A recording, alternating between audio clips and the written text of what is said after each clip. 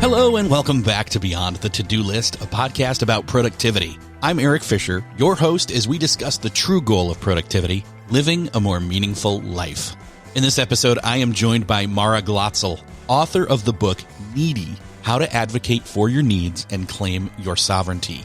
And in our culture, the word needy often carries a negative connotation, suggesting weakness or dependency. But Mara is here to challenge that perception and flip it on its head. She argues that recognizing and embracing our needs is not only essential, but can actually make us more productive and fulfilled. Mara and I talk about practical strategies for redefining our relationship with our needs. She also introduces her Needy framework, a step-by-step approach to understanding, articulating, and fulfilling our needs in a healthy and sustainable way. We talk about how being honest about our needs leads to greater self-awareness, helping us to align our actions with our true selves. She also shares from her journey, from resisting her own needs to becoming an advocate for them, and how this shift transformed her life and her work. We'll also talk about hustle culture and how even if we don't agree with it or align with it, it can subconsciously push us towards burnout, and that taking care of ourselves is not a hindrance to getting things done, but a necessary component of our long-term success. This episode's a must-listen for anybody struggling to balance their ambitions and their well-being. So let's get into it and start rethinking what it truly means to be needy. Well, this week, it is my privilege to welcome to the show Mara Glatzel. Mara, welcome to Beyond the To-Do List. Thank you so much for having me. I'm excited to be here. I'm glad to have you here. We haven't touched on this topic. You have a book called Needy: How to Advocate for Your Needs and Claim Your Sovereignty, and is a word that I think some people would think is loaded with negative connotation, and you're trying to flip that and say, no, we have needs. Obviously, there's a lot of different places we can go and will go in this conversation, and from the book, self-care being kind of the most productive tie-in that people would be familiar with, but there's also other places we go with. You call it by a different word, but I think of the word agency or permission, those kinds of things. And I'm just curious, in your experience, what led you to being bold enough to call a book Needy and put this out there? Well, what is interesting about the title of the book is that I didn't plan it this way, but it kind of is a nice litmus test. It's like, if that makes you feel a certain kind of way, I can say with some assurance there's something for you in this book, right? Because that concept, when we carry that feeling of this is a bad thing, that's a thing I don't want to be, we are inevitably putting up some sort of block or shield between us and our needs and how we communicate our needs to the world around us, because we have that negative association. And why do we get that negative association? I think it happens, we're so well socialized to belong, to be looked upon favorably. And we might have needs that aren't clean or easy, or we don't even fully understand. Or it might feel like my needs come between me. When we're talking about productivity, this is so often the case. I don't want to have needs. I want to get things done. How can I get things done if I have to deal with all of these needs all the time?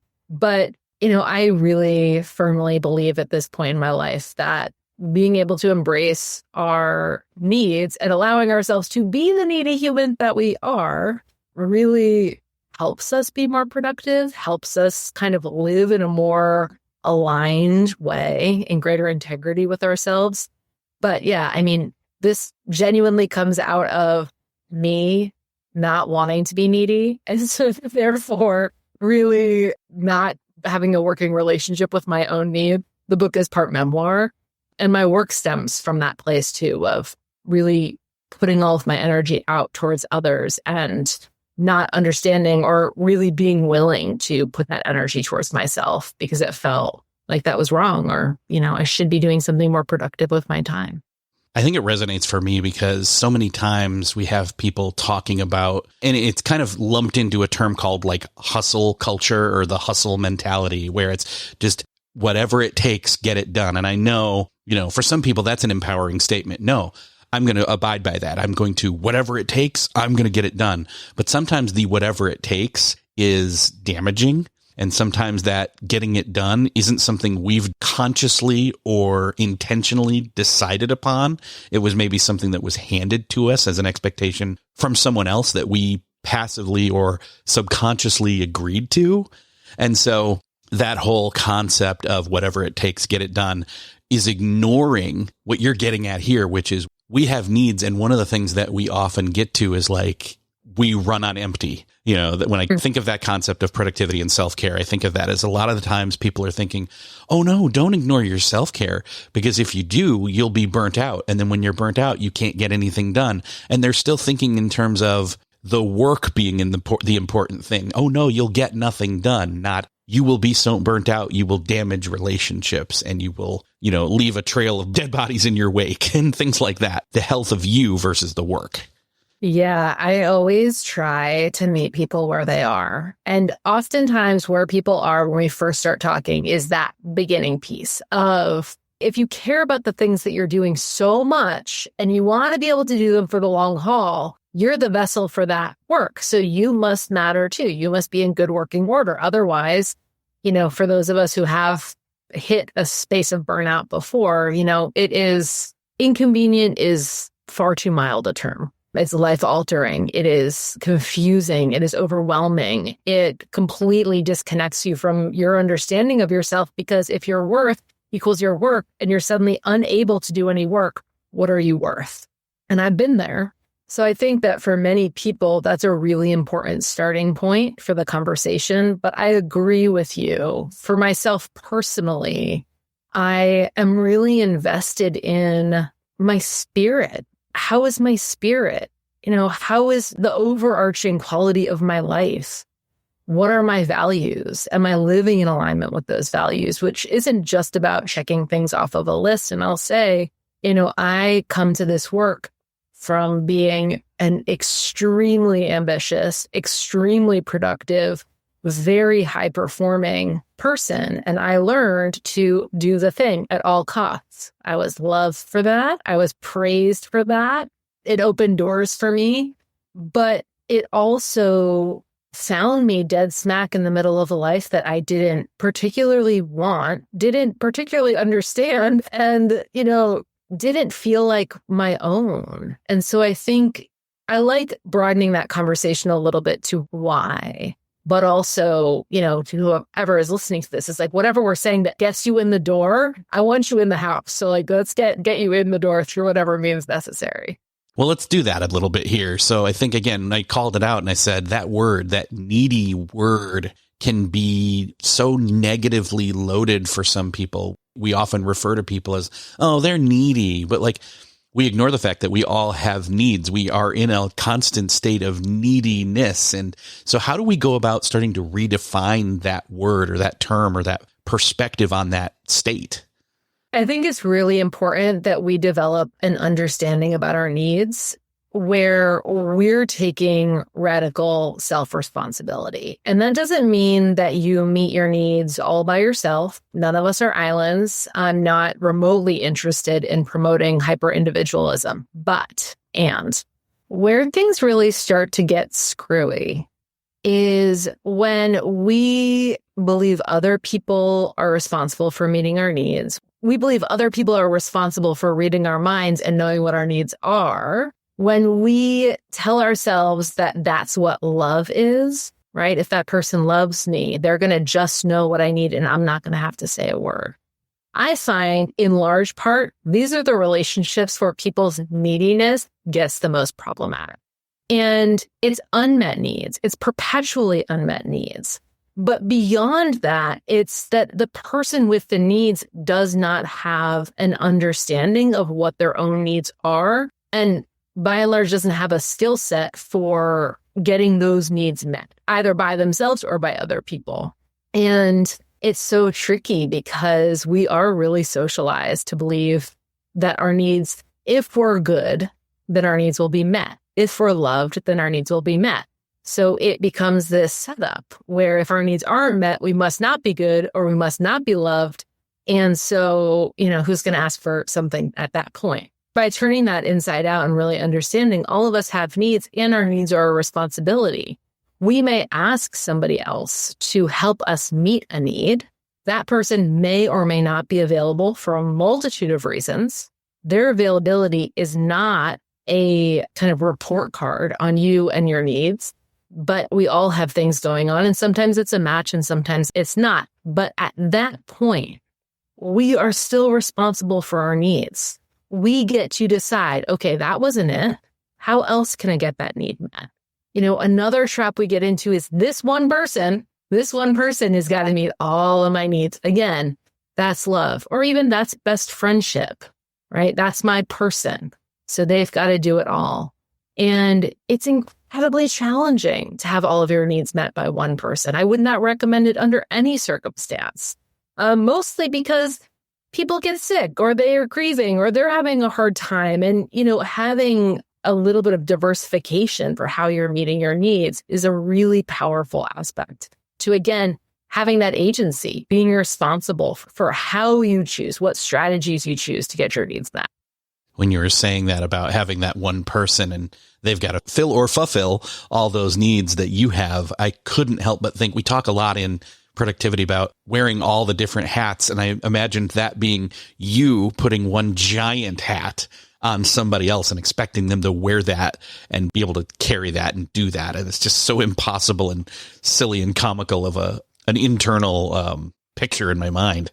Yeah. Well, and it makes them have to become experts at all sorts of things, right? It's unlikely that somebody is going to be a good romantic fit for you and also like all of the same TV shows that you like, and also like to go out and do all of the same things. We can be really compatible with people for different kinds of things. I'm going to watch Bridgerton with my sister.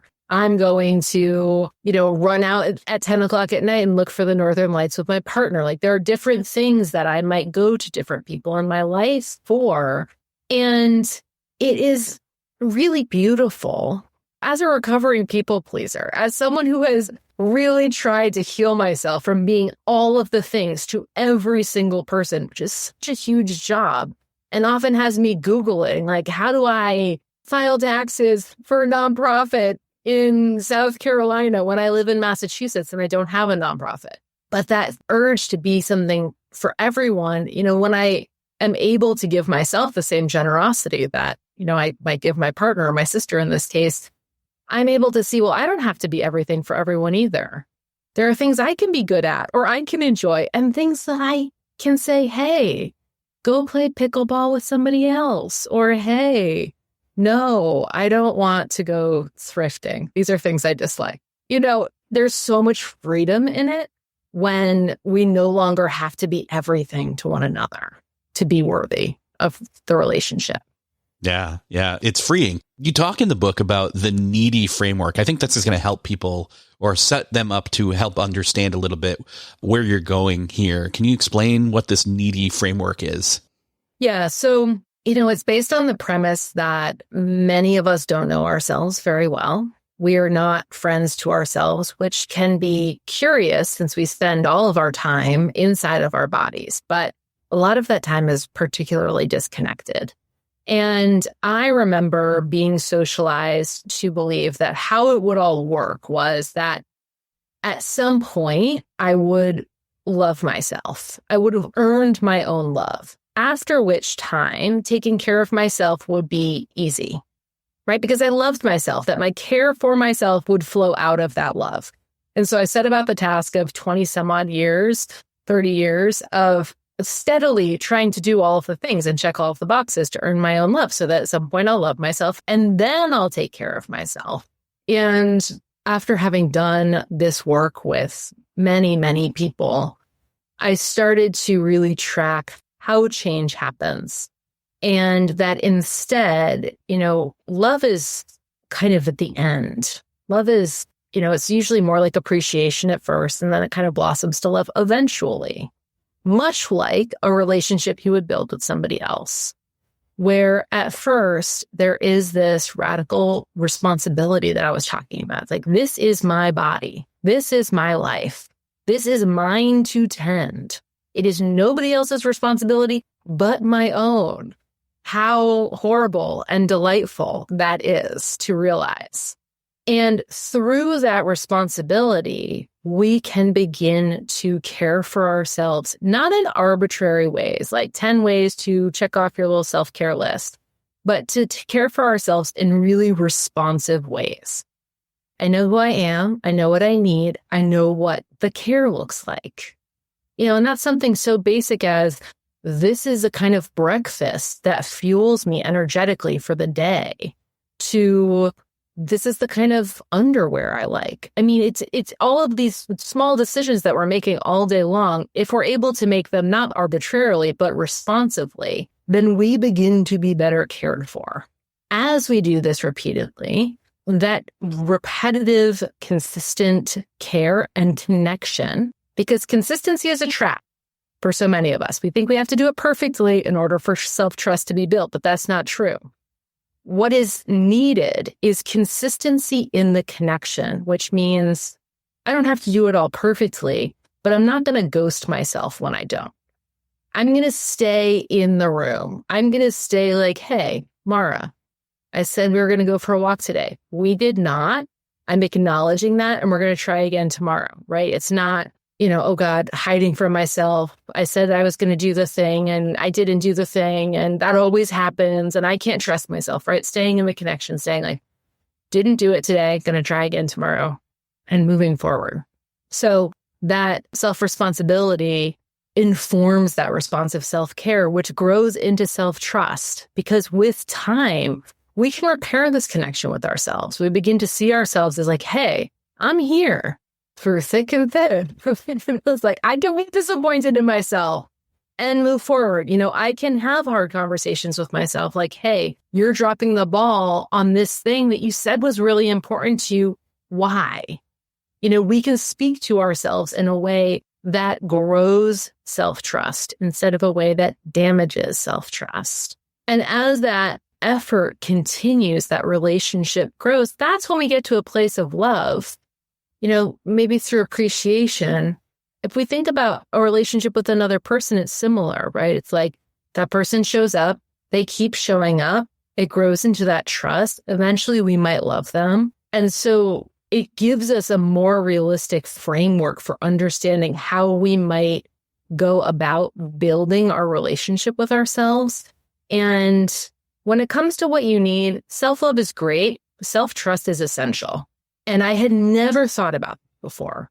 I was just waiting until I loved myself. It was just this nice concept, but I didn't have a working understanding of how to actively rebuild self-trust, which is the game changer as far as I'm concerned. And so this framework kind of shows you how, even thinking about it in that way, shows you that to rebuild trust, we have to be willing to show up for ourselves and keep showing up for ourselves imperfectly, certainly, but not just going dark whenever something's uncomfortable.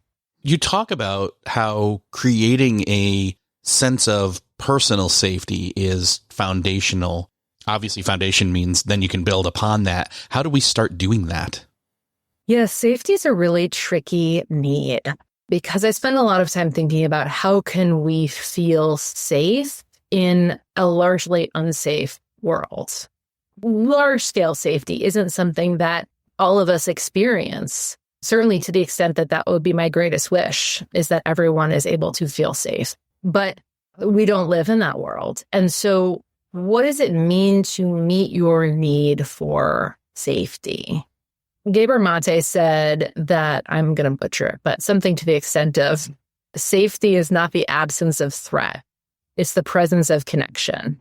And that's much more aligned with how I think about safety, that we create safety through remaining by our own side, even when we want to abandon ourselves, even when it might be painful to witness yourself in whatever circumstance you are currently in. But that safety grows through the tenacity to want to be in, Brene Brown calls it, to be in the arena. And I like that. It's like, my job is to stay in the arena with myself, right? What builds that safety, what builds that self-trust is my desire and also interest to be aligned with myself in that way. And that wasn't always the case. I spent a lifetime of really abandoning myself before I could be abandoned. And I did that over and over again. And this requires a lot of practice. It's a lot of noticing, oh, wow, I did kind of jump the fence and run out of the arena there for a little while. And I'm going to, acknowledge that and come back. But I think that where we get into trouble with this isn't about liking yourself all of the time. It's not about like, oh, I'm perfect. And so therefore, everything's lovely. It's more for me about how to have conversations with myself when I don't like what I see. Conversations that are generative and not damaging. And I quite literally talk to myself all of the time. It's like, hey, Myra, this is really not great. I use a lot of humor, but again, for somebody like myself who is such a deep-seated perfectionist, I have the skills. I have the relational skills to know how to deeply connect with other people, to assess what they need, to be their ride or die person. So this isn't a development of a new skill. It's really acknowledging I have this skill and I use it in specific ways, and I need to give myself permission to use it in my relationship with myself. I think that what's interesting is that in the book, you talk about rest after you talk about safety. And I think that's a natural fit because oftentimes, babies, they can fall asleep anywhere, but that's because sometimes they feel so mothered and parented that they do feel safe. We've given them, that's one of our priorities as a parent is making them not necessarily feeling safe, but we're taking care of their needs. Hey, there's that word again. And, because we're so focused on that, they feel safe. So they are able to rest. Us as adults, we're the ones who are waking up sometimes at 3 or 5 in the morning. And we're like, okay, man, I got a lot to do today. I better try and get back to sleep. And so we find rest hard without trust, without safety. And so I'm curious, though, what are some of the steps that, once we started to work on the safety, once we've started to work on that in our lives, then, and this is essential, we talk about rest all the time. I'm a huge nap proponent. One of the ways to get that, not the only way by any means, what are some of the ways that we can start to inch towards getting better and more rest on the spectrum of what rest is? Yeah, well, I love a nap. I often like to think of it like we can either get more horizontal rest, either napping or sleeping or, at whatever time of day or night, or we can begin to course correct the places in our life where we are hemorrhaging energy. And one of the places that we hemorrhage energy is believing we should be somebody other than who we are, or that we should feel a way that is different than how we actually feel. The amount of energy, when we think about masking, we might think about neurodivergence. There's a lot of different ways to think about how people mask. But I find in my work that many of us are masking in some way or another all of the time, which means we feel a certain way, we are a certain way, and there's a gap between how we are experiencing the world and the image that we are struggling to project to others. And we put a lot of effort in, some of us, not all of us perhaps, put a lot of effort into micromanaging other people's experience of us. And so for me, I want you to rest, absolutely. But I also want to encourage you to look at the different places in your life where you might be putting a lot of energy into projecting a certain image of yourself in a relationship. And this is attached to safety. This conversation has a lot of nuance to it because you may not feel safe enough, for example, to be who and how you are in certain places of your life. But maybe in others, you might. So starting to notice, where am I losing a lot of energy every day? Is it putting myself together in a certain way? Is it pretending like that thing didn't bother me when actually it did? Is it not setting boundaries, the consequences of not setting boundaries, right? Starting to notice where you might be losing a lot of energy because depending on the structure of your life, I find we tap out on a certain amount of actual sleep hours. I have a 4-year-old and a 7-year-old. They do not sleep. So I often do not sleep. So it has me getting really curious about the other places, either where I can stop losing energy by, really addressing, well, I need to have that conversation because I'm thinking about it constantly and frustrated about it, but I have not ever said anything. And so it's just like this, a lot of energy is going into that private fight that I'm having every single day. The other last thing is that, I think we assume that all rest needs to be passive rest, like sleeping, but many self-care activities can be in the active rest column, which means that they might require some rest to do, but they also give you energy. So there's a kind of like net gain, even if it requires a little bit of energy. And in the book, I talk about different ways to experiment with that. But the example that I give is that for me, detailing my car is some such activity where, I don't know, I do so much work that's so complicated. It's like so generative for me to just reclaim a small space in a period of time. It just kind of organizes me inside to do that. And so certainly it takes energy to detail my car, but it's something I really like to do. And it gives me far more energy than it requires to complete. So that's another way to think about rest. You might think about whether that's reading for you or gardening or going for a walk with your dog or organizing your pantry. What are the things that give me energy to do, even if they require some energy to complete? Yes. And I can resonate with that too, because one of the things, as you were talking about that and talking about detailing your car, I'm like, oh, for me, it's mowing my lawn while listening to a fun podcast. It's laughing out loud when no one can hear me to something I'm listening to. And I'm expending energy because I'm pushing something and I am going back and forth and I'm getting sweaty usually because it's in the warmer times of the year that's happening. And I may be done and need to sit down and like rehydrate, but I have this feeling of recharging in I was going to call it a strange way, but it's not strange at all, is it? It's a natural, good feeling that we want to have and need to have. So I really like that. And even though we maybe need to, again, replenish to a certain extent some of the energy we just did, it's a deeper recharging in a way. Yeah, and I think this so goes back to where we started with talking about the self-responsibility. It's like part of building that relationship with yourself is knowing, oh, what I could do right now is detail my car. What I could do right now is mow the lawn with that podcast. One of my greatest strategies for feeling overwhelmed I have a really noisy house. I have 2 children, as I mentioned. Things are always very loud. In order to stay emotionally regulated and for my own nervous system, it's like having a tool. I love to listen to books on tape. Get your phone, get your headphones, get out into the woods and go for a walk. The more that you can know about yourself in particular, the more that you can do these things on purpose and not just scattershot. Not just, I read this article on self-care and it said, take a bath, don't forget to eat breakfast. I mean, all of these things are good. One might try these things, but, I hate baths and I'm learning to like breakfast. But, these things, it's like those, just how often do we do the things on the list and say, well, that didn't help. So this whole self-care thing must be, I don't have time for it.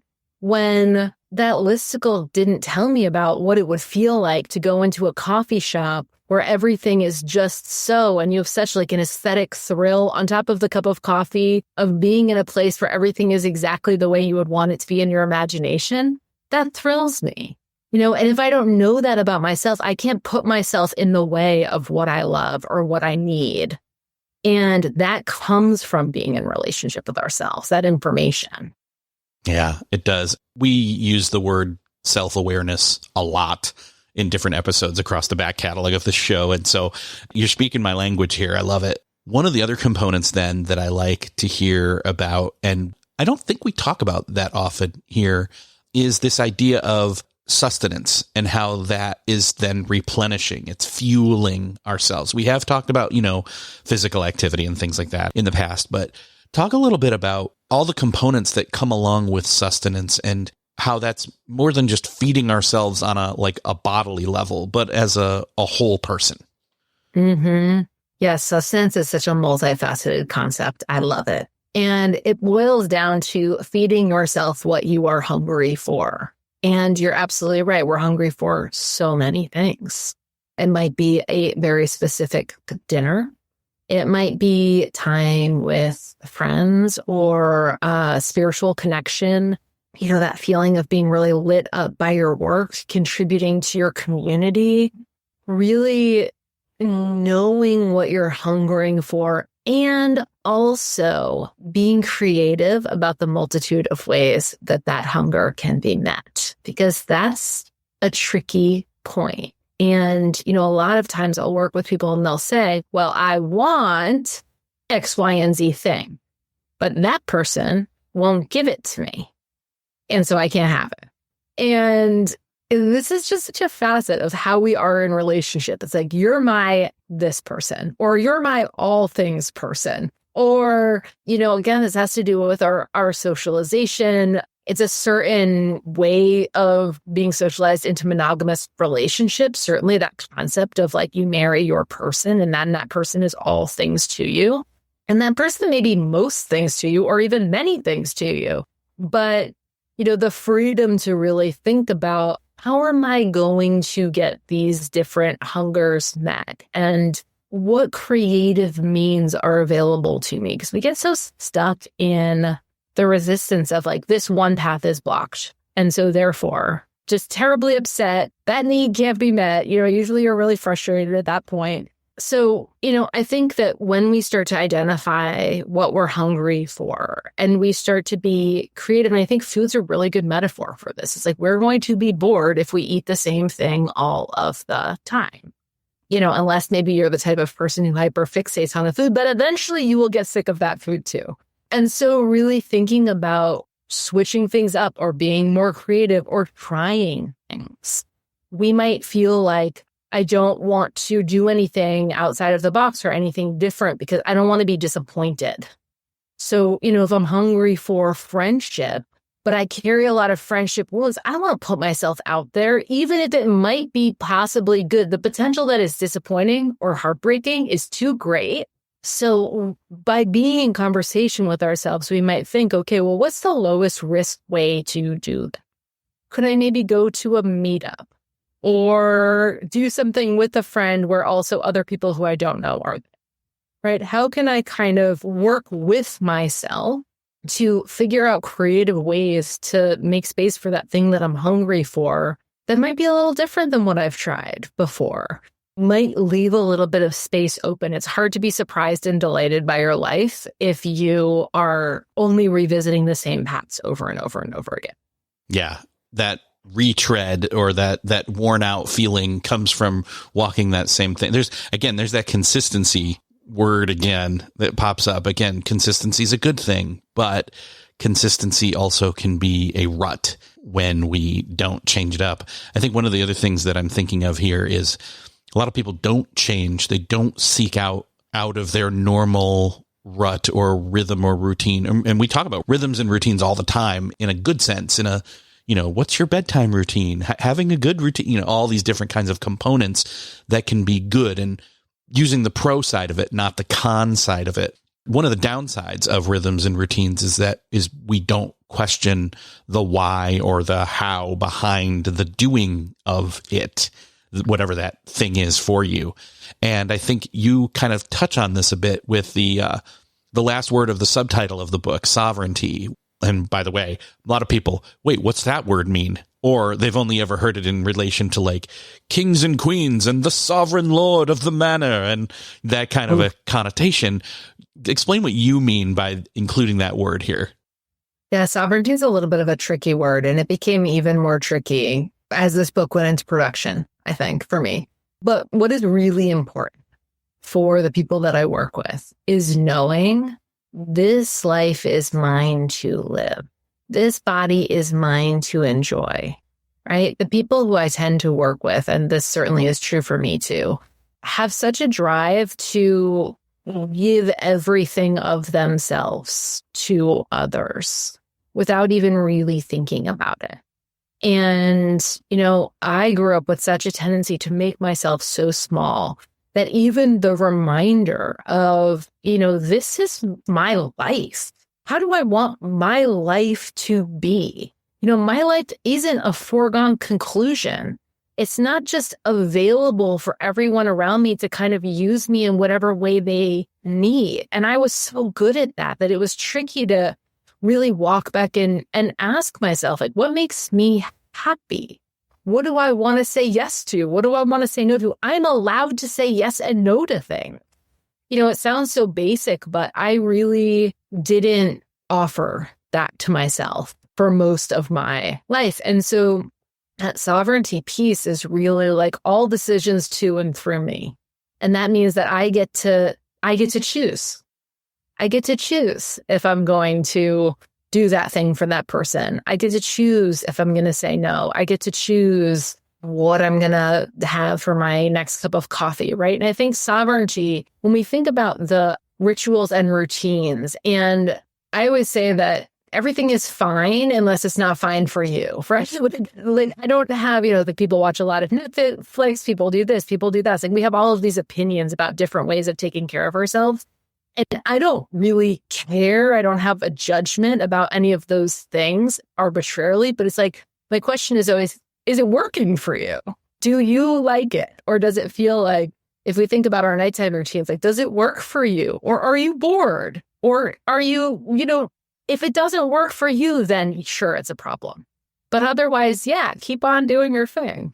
And so, when I think about sovereignty, it's like not putting all of your daily decisions on autopilot, not assuming like I eat the same thing for breakfast every single day. So I don't even ask myself anymore, what am I hungry for today?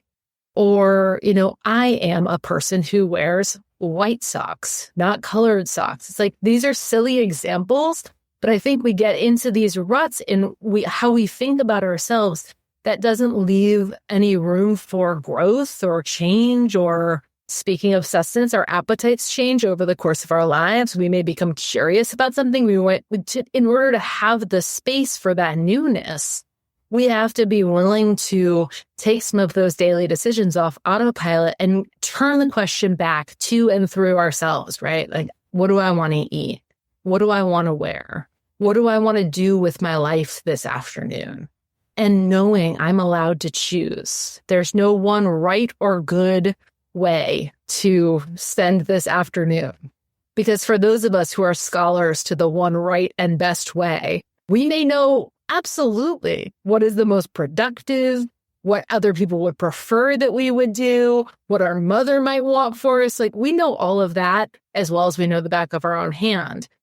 But we don't know what we would do if no one ever told us what to do. And I think that's really what that sovereignty piece says to me. It's like, don't forget that this is your life and you get to live it however you want to. One of the words that I think of when I hear sovereignty, or the way that you're talking about it, and this might help people associate or understand it more, is the word agency. I think we've used that before. I've heard that term used in this way, and I like it because I think of that word. Well, say you have an agent. It's someone who advocates for you. Well, it's you. You are the person who advocates for you. Well, I got to call my agent. Oh, wait, that's me. Well, I get to decide.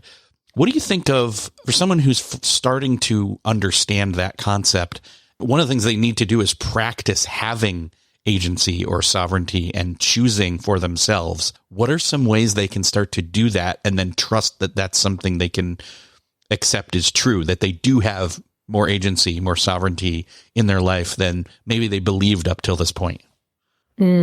Great question. I think the first place that you start is by asking yourself where it might feel most safe to play around or experiment with that. Because for some people, they feel really comfortable and confident doing that with like a few very close-knit friends, or maybe their partner or their close-knit community. For others, that feels way too high risk. I had a client who recently said to me, experimenting with my partner is the worst thing that that's the scariest thing that I could think of, because that's my most important relationship. I don't want to try anything new until I kind of get a handle on how I'm doing that, which is all information, right? So if that's true for you, you might think of, okay, I'm going to start with just small interactions I have with strangers over the course of the day. Somebody says, oh, hi, Mara. I might say, actually, my name is Mara. And that is so hard for me to say. I will just tell you right now. That is a practice for me. Because how often in my life have I just been like, oh, nice to meet you. Okay, this is my name. That's not my name, but we're just going to keep going with this. Or, you order a cup of coffee and you get a caramel latte, and that was not what you desired. You don't have to be rude about it, but it would be okay to say, hey, this isn't what I ordered. It's okay for me to have what I wanted. And so really getting curious for yourself about where might be the lowest risk place in my life to begin playing with that.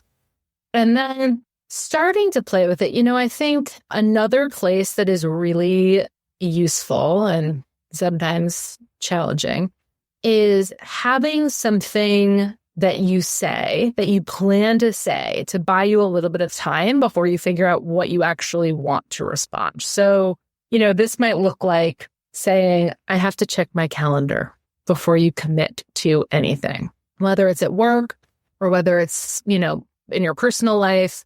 Having a little script for yourself that is, the entire intention is to give yourself a little bit of wiggle room.